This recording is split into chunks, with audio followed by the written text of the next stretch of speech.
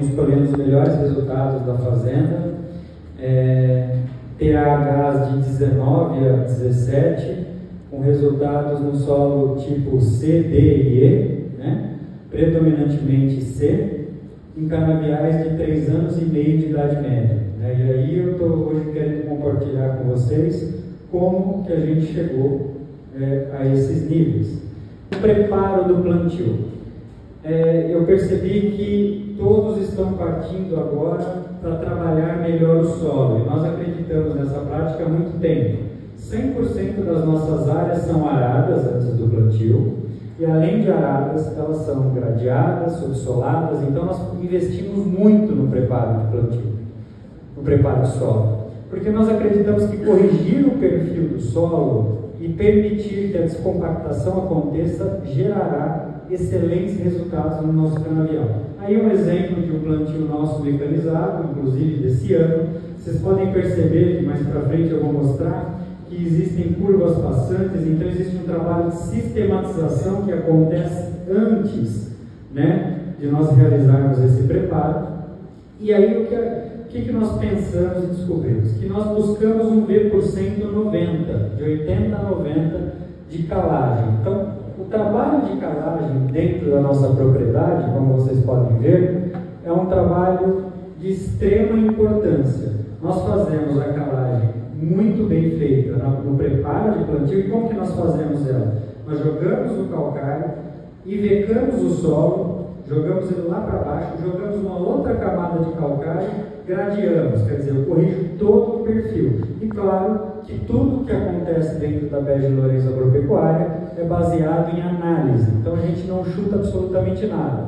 Como eu trouxe a visão do mundo corporativo, baseado nos dados que me pede que eu vejo, por exemplo, os níveis de necessidade em cada área, a gente realiza a calagem, a gessagem e assim sucessivamente. Então, aí está um exemplo de uma das nossas operações. Nós temos máquinas simples, nós trabalhamos muito forte a tecnologia, mas a gente acredita que principalmente o bom treinamento dos profissionais, né, os profissionais que trabalham com a gente, é que fazem a diferença final em todo o processo que abrange a nossa agricultura, né? Aqui está um exemplo de uma brotação, né, de uma cana após o trabalho de calagem, após o trabalho de preparo, após o trabalho de plantio. Você vai perceber que tem pouquíssimas falhas, que existe um estande considerável, e essa cana em nossas propriedades irá durar 8 anos. Nós não trabalhamos com irrigação, as nossas reformas acontecem em uma média de 7 a 8 anos no canavial. Quando eu cheguei na propriedade, nós tínhamos 30 variedades de cana, eu não sabia, eu herdei isso, e colhendo uma vez por ano. Quer dizer, nós colhíamos sem pensar no TAH, no ATR, existia uma enormidade de oportunidades. E aí nós fomos condicionando as variedades de cana para a época da colheita. Como a colheita não me pertence, ela pertence à usina, eu tenho 2 colheitas por ano, a qual, como o Celso também, eu controlo a velocidade, eu controlo o pisoteio, eu controlo a eficiência dessa colheita, para que eu possa ter resultados como esse, né? Que trarão 8 cortes, longevidade ao canavial, independente da variedade em que atua. A escolha varietal é de extrema importância. E para realizar a escolha varietal, nós fazemos alguns testes na nossa área, inclusive agora vamos começar aí uma aproximação, né, com marcos também, para dar oportunidade para todas as variedades que compreendem esse universo maravilhoso da IAC. E aí, baseado na performance do nosso campo, nós otimizamos o resultado e replicamos os bons resultados daquela área. Aí, por exemplo, uma operação muito simples do nosso equipamento, inclusive adaptado por um dos profissionais, uma operação de quebra-lombo. Então, o quebra-lombo no momento certo, com a nutrição certa, trabalhando da forma certa, gera resultados incríveis. E o quebra-lombo, você tem a opção de avaliar se você irá reforçar os herbicidas ou não, porque o melhor herbicida já existente, na nossa opinião, é a sombra. Então, se o canavial estiver prestes a fechar e conseguir fechar, nós teremos o sombreamento necessário para não termos daninha. E esse é um diferencial nosso. Uma das fazendas nossas, estava contando para o Landel, chama Fazenda Germinal, porque na época do IBEC, dos ingleses, ela era uma fazenda de teste de germinação de semente. Então imagina o pepino que nós temos, né, para administrar. Uma fazenda que tinha todos os tipos, né, de ervas daninhas, e hoje nós conseguimos manter os nossos canaviais livres de ervas daninhas.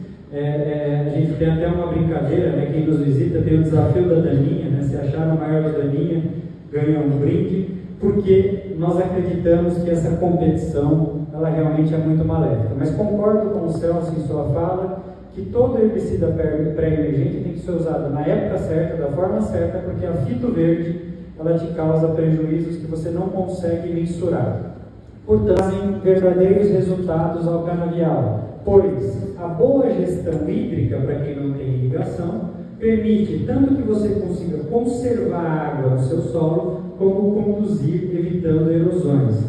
A nossa cana, para vocês terem uma ideia, eu vou abrir dados para vocês. Enquanto os dados de usina investem R$ 3.300 por hectare, né, no canavial, nós investimos R$ 5.300 por hectare. Entretanto, eu não estou preocupado com quanto eu investi, eu trabalho com ROI, retorno do investimento. Hoje, nas nossas propriedades, nós temos um ROI de aproximadamente 35% de resultado em nossas atividades, né? Isso não quer dizer que sobra dinheiro, tá? A gente dá um jeito de gastar, mas pelo menos o resultado ele está ali, né? E ele faz parte da construção do nosso negócio. Nós acreditamos que não existe produtividade, principalmente de 3 dígitos, se não houver sustentabilidade. E essa é uma coisa que nós não abrimos mão. Nós somos Bom Sucro, nós somos Saiolo, um dos poucos Saiolos existentes na cana, nós somos nível 4 do programa da usina que nós fornecemos, do programa Elos, e nós realmente acabamos nos tornando uma referência em sustentabilidade, porque além da questão financeira e econômica, nós percebemos que nós temos que deixar um legado diferente ao nosso planeta. Nós reflorestamos, essas florestas que vocês estão vendo aí, foram plantadas por nós, mais de 160 mil árvores junto com a SOS Mata Atlântica.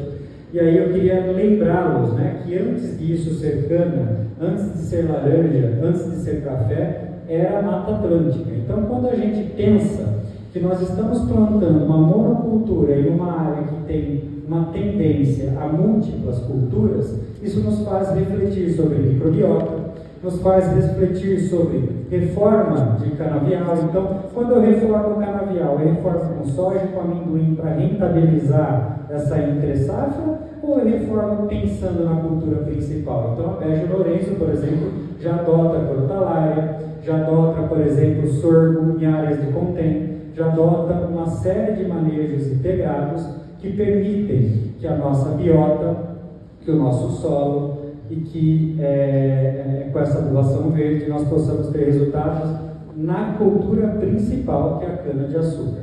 Dá sim para trabalhar aliado meio ambiente com a produção de cana. Eu costumo dizer que a sustentabilidade, quando nós falamos do ESG, estamos falando de meio ambiente, social e governança, ela tem como pilar principal, né, parar em pé. Então, o negócio tem que ser sustentável financeiramente também. E no nosso caso, no pilar da governança, a gente percebe ROIs muito positivos por conta desse manejo. E lembrando que isso nos leva ao manejo integrado, que é a conciliação de tratamentos químicos com tratamentos biológicos. Isso não seria possível sem as empresas que aqui estão, que aliás eu tenho um respeito muito grande pelas patrocinadoras desse evento, sou cliente e fã e dependo muito delas para colher esses resultados. Nós temos uma curiosidade dentro do nosso manejo. Nós somos uma das poucas propriedades que possui apiário do lado do canavial. Então, por exemplo, você tem ali voando em geopleno, curbits, voando belt e do lado produzindo um mel. O mel que inclusive quem nos visita leva de brinde, né? Viu, Marcos? Fica o convite oficial aqui, tá? E esse apiário, ele é uma prova da existência da sustentabilidade. Mostra que dá para coexistir a prática da agricultura, dos agroquímicos, junto com a preservação do meio ambiente e da natureza. Essa cana, ela estava com 7 meses quando foi filmado esse vídeo. Essa cana hoje ela está com uma biometria aproximada, lembrando que biometria não é colheita, né, como ele disse, mas está com uma biometria aproximada de 180 toneladas e ela ainda vai ser colhida em setembro. Então ela tem todo esse gargalo de crescimento, mas esse nível de limpeza, esse nível de controle que a gente procura manter para assim garantir a sanidade do nosso canavial e principalmente a longevidade. Porque tudo que você investe no plantio, meus números são muito parecidos com o do Trevisório, aproximadamente 16, 17 mil reais, né, de investimento no plantio, você dilui nos anos da longevidade. Então, quanto mais longevo o canavial, obviamente, menos custou o seu plantio e mais retorno você tem. Sempre focado em ROI. Aqui é um exemplo de uma cana de segundo corte nossa. Essa foto foi tirada semana retrasada. Está aí o Luquinha da Coperciclos. Eu queria mandar um grande abraço para ele, que deve estar nos assistindo. Você percebe, essa aqui é uma variedade, por exemplo, da 6928, né? Mas você percebe que é uma cana que, ela, além de estar grande, ela está pesada. Ela conseguiu resistir às intempéries. E é sobre isso que eu queria falar um pouquinho agora. Nós não podemos controlar o clima, mas nós podemos controlar como nós resistimos ao clima. E aí depende dos nossos tratos. Foram 15 anos de investimento em microbiota, em correção de perfil de solo, em manejo integrado, em adubação verde, em uma série de quesitos de nutrição, foliar, micronutrientes, para chegar em resultados em que janeiro praticamente não choveu, fevereiro praticamente não choveu, março praticamente não choveu, e eu acho que era um pré-requisito do meu avô, quando ele comprava as fazendas, ele comprava um guarda-chuva em cima, choveu nos vizinhos todos ali, mas não choveu, não pegou a água, e a cana continua firme, forte e produtiva. Isso é um motivo de bastante orgulho para nós. Aqui um outro exemplo. Poder ver um pouquinho, né, da cana que recentemente brotada, né, e depois um pouco do outro plantio, né, que continua. Trabalho de paralelismo muito bem feito, a gente tem parceria com algumas empresas, prestadores de serviço, e nós nos preocupamos que todos que vão prestar serviço ou trabalhar em nossas propriedades tenham a mesma filosofia, propósito e cultura que nós, e o mesmo capricho também. Isso serve para as usinas, né? Quando a usina vai colher nossa cana, nós acompanhamos de perto para garantir. Ali vocês podem perceber que tem a torta de filtro, né? Que eu utilizo também. Costumo jogar a torta ou antes do preparo e incorporar, ou no fundo de suco, ou jogo após a brotação e incorporo no quebra-lombo. Acredito muito no trabalho de matéria orgânica. Acho que a agricultura moderna deixou de fazer esse importante manejo que chama-se matéria orgânica. Isso fortalece o CTC do solo, enriquece o nosso solo e nos dá muito mais resiliência para suportar todos esses impactos climáticos que a gente tem sofrido. Então, se você pegar nos últimos anos fogo, geada, seca, nós não tivemos absolutamente um minuto de paz, né? Mas se vocês soubessem como isso ajuda, são as famosas plaquinhas, né? Então aí tem um recém-realizado plantio, né? Os carreadores, e aí o drone ele vai virar e vai filmar um exemplo, né? Que são as plaquinhas de controle. Então os nossos canaviais têm a plaquinha com o produto que foi usado, a variedade, a data que foi aplicado em todos os talhões. Então quando eu rodo com um agrônomo ou com não agrônomo como eu, por exemplo, dá para saber quais tratos foram utilizados, quando foi plantado, e ali a gente consegue comparar os resultados, né? A gente consegue, com esses testes, e nós temos inúmeros testes dentro da nossa área, comparar aquilo que responde mais para nós, porque no final da história, aquilo que responde para nós não necessariamente vai responder para o nosso vizinho. Cada área tem a sua particularidade, não tem resposta certa, e quem disser que sabe alguma coisa é porque ainda não aprendeu nada. Eu, particularmente, me sinto um ignorante no tema, porque quando a gente fala em agronomia é uma ciência exata, agricultura não. A agricultura tem as suas variáveis, e a gente aprende cada vez mais. É que na agricultura nós temos que sempre focar em resultado. Vamos perder um pouco, e eu quebro esse paradigma dentro de mim para conseguir também influenciar outras pessoas, o medo de investimento. A gente tem que ter medo de investimento que não dá retorno. Então, a cana-de-açúcar, ela ainda está até ultrapassada em alguns tratos referente a outras culturas. Por exemplo, vamos pegar o bicudo do algodão. Você tem 18 aplicações de inseticida nele. Na cana você tem um corte de soqueira, alguns estão falando em 2. Um besouro é maior que o outro, mas eles são muito parecidos no nível de controle. Hoje a gente já sabe, por exemplo, para controlar os esfenóforos, o melhor meio é você erradicar soqueira, fazer uma série de manejos, ter o time necessário, que aí você consegue conviver com os esfenóforos. Mas será que uma aplicação, um corte de soqueira é suficiente? O mesmo serve para todas as outras práticas de manejo, tanto para a praga de solo, quanto para a erva daninha. E o mesmo serve para a questão da sustentabilidade. Olha onde está o café, olha onde está a soja e olha onde nós estamos em relação às práticas sustentáveis. E olha quanto isso pode trazer de retorno para nós e deixar um planeta para os nossos filhos e netos, né? Eu gostaria de agradecer imensamente essa oportunidade.